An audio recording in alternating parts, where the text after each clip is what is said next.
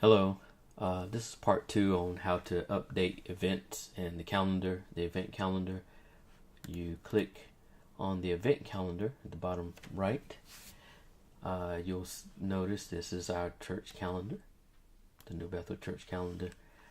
This is happened to be May 2018 right now. We have some events that we need to add to this calendar. We have an account with, New Bethel Charlotte at gmail.com. You can see that here. I have two browsers. I keep Firefox for my personal Gmail account, and then I keep another browser for the New Bethel Gmail account. I use Safari on my Mac, but you're welcome to do whatever you need to.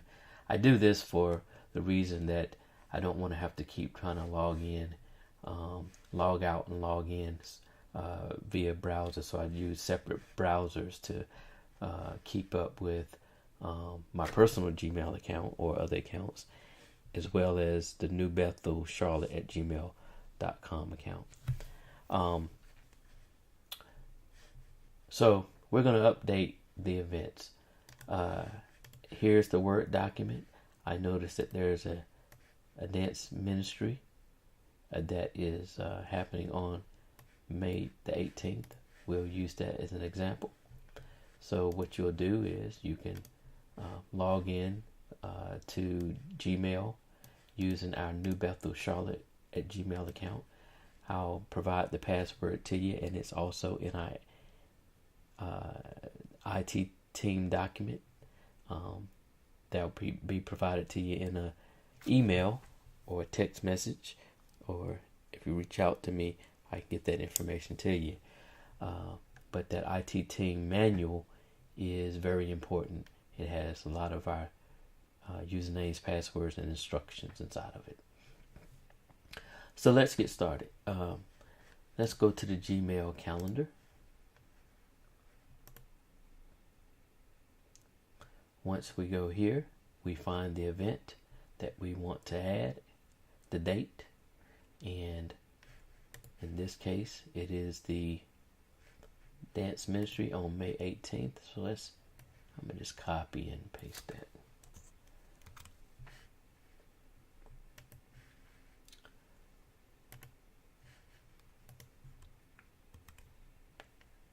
Just basically copy and paste that. They said in Durham is the location. Victorious Praise. We can look up Victorious Praise. I often, let's edit the event. Let's go in and add more options. This is not a repeated event.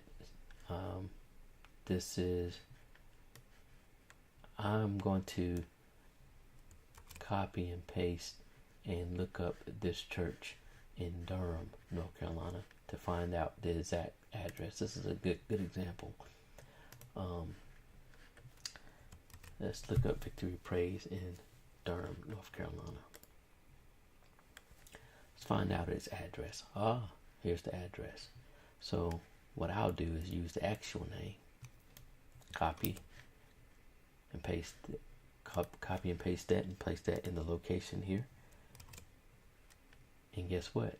Google is smart enough to find it. Page Road.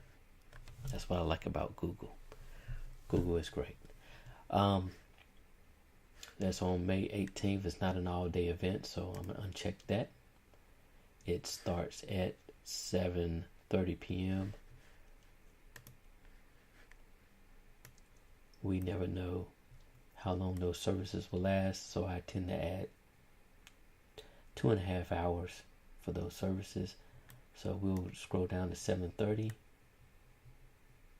p.m. and we'll just say it'll end 2.5 hours later.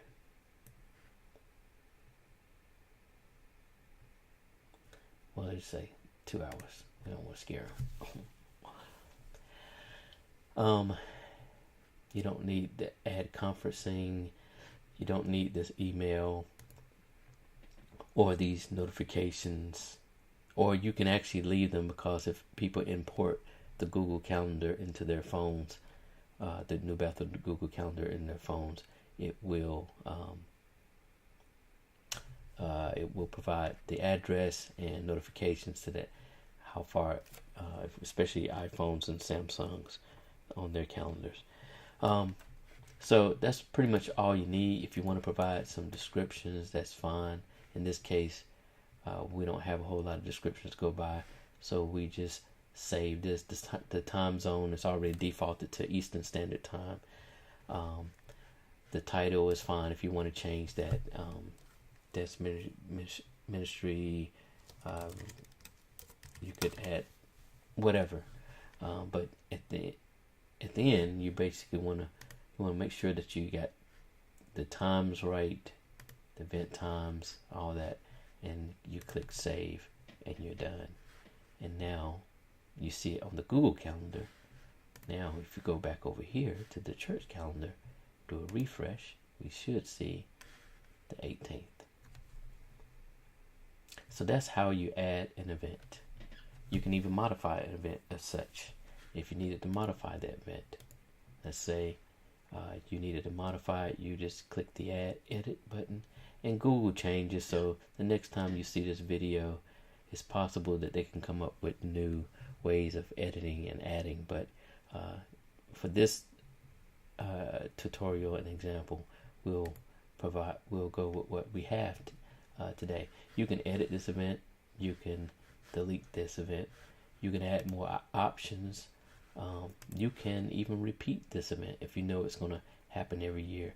There's a lot of events on this calendar that happen every year at the same time, and we have selected some of those events and changed their repeat options to, if it's annually, I've chosen the custom, and I change it from week to month, not yearly, but month, and I put the number 12.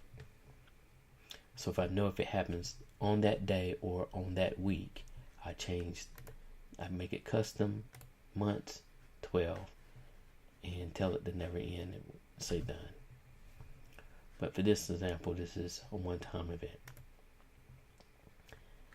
And again, you see the event show up on the Google Calendar, and you're done. Have a great day.